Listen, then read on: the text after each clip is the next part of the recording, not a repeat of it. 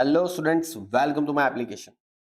तो चलिए देखो स्टूडेंट्स, स्टार्ट करते हैं F Y B com semester 1 NEP statistics का। हम जो इम्पोर्टेंट थियरी है वो हम डिस्कस करने वाले। और देखो यहाँ पर एक बात बता देता हूँ कि जो नॉन एनईपी स्टूडेंट्स हैं उनके लिए भी अभी यही थियरी रहेगी, ठीक है। क्योंकि नॉन एनईपी स्टूडेंट्स भी एनईपी स्टूडेंट्स में कन्वर्ट हो ही गए, ठीक है। तो अभी उनको यही न्यू सिलेबस के हिसाब से एग्जाम देनी पड़ेगी।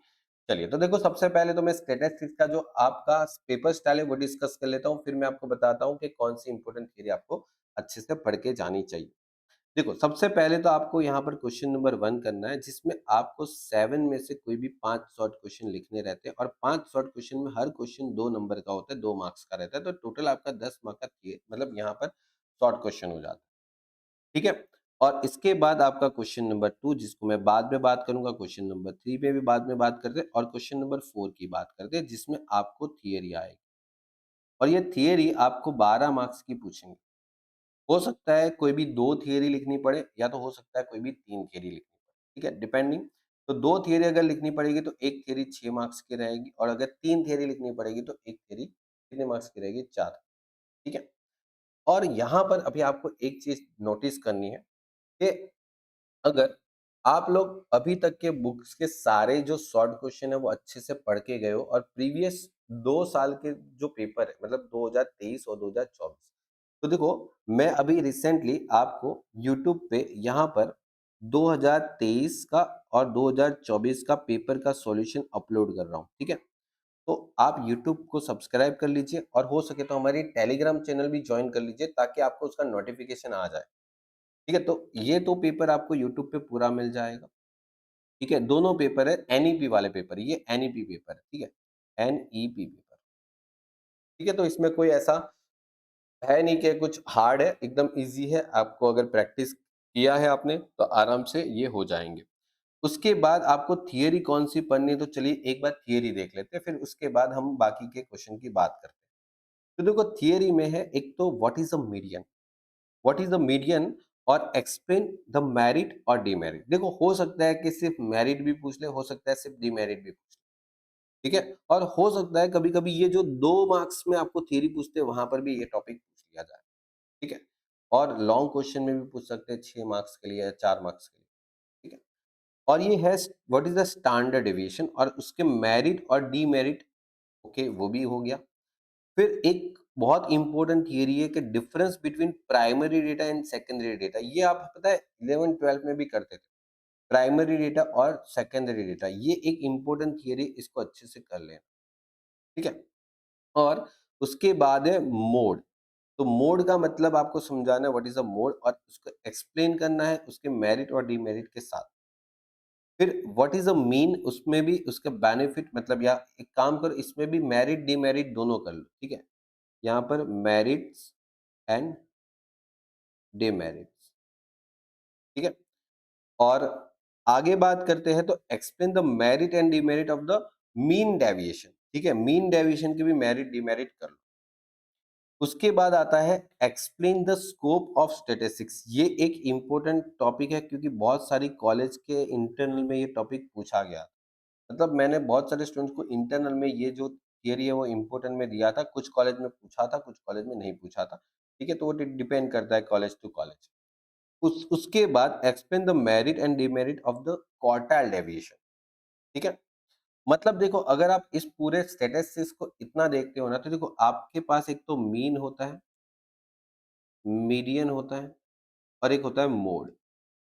ये सबकी डेफिनेशन अच्छे से पढ़ लो, और सबके मेरिट और क्या कर लो, डिमेरिट, सबके मेरिट और डिमेरिट कर लो। और ऐसा है ना, एक पेज में लिख दो सबके मेरिट डिमेरिट, ताकि क्या आपको पूरा इजी हो जाए, ठीक है, पढ़ने में भी। उसके बाद आपके पास एक तो क्वार्टाइल डेविएशन है, एक तो मीन डेविएशन है, और एक तो है स्टैंडर्ड डेविएशन।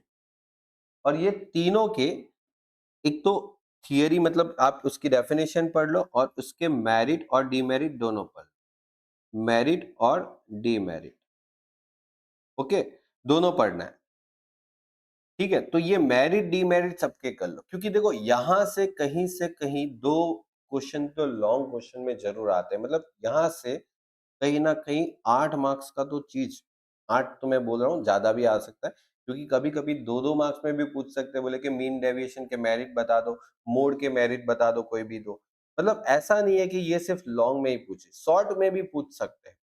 बोले किसी के भी मेरिट पूछ सकते हैं, शॉर्ट में 2 मार्क्स के लिए भी पूछ सकते हैं कि बोले कि क्वार्टाइल डेविएशन के कोई भी 2 मेरिट, डीमेरिट बता दो। ठीक है? तो ऐसे भी पूछ सकते हैं। तो आप सबकी डेफिनिशन और सबके मेरिट, डीमेरिट अच्छे से कर लो। ठीक है? और देखो मैंने यहाँ पर वैसे भी दे रखा है कि आपको सबके डेफिनेशन तो अच्छे से करना ही करना है। मतलब सबकी जो डिफाइन है उसको अच्छे से एक बार पढ़ लो। और एक और चीज़ डिफाइन स्टैटिस्टिक्स। ओके, स्टैटिस्टिक्स का जो डेफिनेशन है वो एक बार अच्छे से पढ़ लो। और टाइप्स ऑफ डेटा ये एक बार एग्जाम में पूछ चुके हैं। ठीक है, टाइप्स ऑफ डेटा आप पास करके 2023 के पेपर में देखोगे तो मिल जाएगा। और ये डिफाइंड स्टैटिस्टिक्स भी आपको 2024 के पेपर में मिल जाएगा। ठीक है, तो इतना अगर आप अच्छे से पढ़ लेते हो, तो आपका जो स्टैटिस्टिक्स का पेपर है, उसमें आराम से 22 मार्क्स का तो कवर हो जाता है। एक तो देखो शॉर्ट क्वेश्चन आप अच्छे से करो और 12 मार्क्स की थ्योरी, 22 मार्क्स का हो गया। अभी आपके पास जो सेकंड और थर्ड क्वेश्चन है, वो कितने मार्क्स का पूछेंगे? 14-14 मार्क्स का। हाँ, इसके ऑप्शन आपको ज़रूर मिलेंगे, ठीक है? इसके ऑप्शन 14-14 के ज़रूर मिलेंगे, लेकिन ध्यान रखना 14 मार्क्स का पूरा क्वेश्चन रहेगा। यहाँ पर आपको इसके अंदर भी 2-2 क्वेश्चन पूछते हैं, ए और बी करके, ए और बी करके, ठीक है?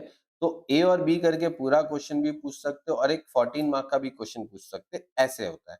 जैसे ऐसा भी आ गया कि समझो आपको पूरा एक क्वेश्चन पूछ लिया 14 मार्क्स का और उसके ऑप्शन में आपको 7-7 मार्क के 2 क्वेश्चन भी पूछ सकते हैं, ए और बी करके, ठीक है? और ऐसा यहाँ पर भी हो सकता है कि आपको एक 14 मार्क का क्वेश्चन आ गया और एक 7-7 मार्क का क्वेश्चन भी पूछ या तो यहाँ पर भी ऐसा हो सकता है कि 7-7 मार्क के 2 क्वेश्चन पूछे ए और बी और उसके ऑप्शन में 7-7 मार्क के 2 क्वेश्चन और पूछ लिया ए और बी।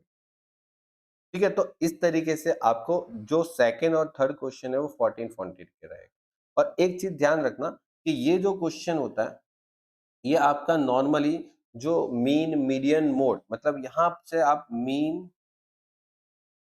मीडियन और मोड वाला जो टॉपिक है ना वो यहाँ पर ज़रूर और यहाँ पर जो टॉपिक आता है, ठीक है?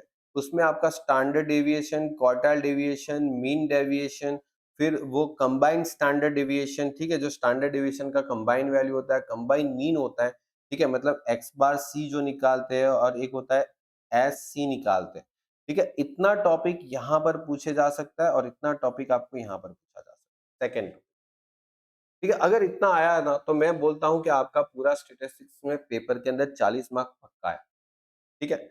और हो सके तो आप हमारे टेलीग्राम चैनल को जॉइन कर लीजिए। गुजराती मीडियम, इंग्लिश मीडियम दोनों स्टूडेंट जॉइन कर सकते हैं, दोनों की टेलीग्राम लिंक अलग-अलग दे रखी है। हम लोग लास्ट मोमेंट पे बहुत सारे इंपॉर्टेंट क्वेश्चन आपको शेयर करेंगे, आप उसकी प्रैक्टिस ज़रूर करके जाना, ठीक है? चलिए गुड बाय और टेक केयर। मिलते हैं स्टूडेंट्स नेक्स्ट लेक्चर में।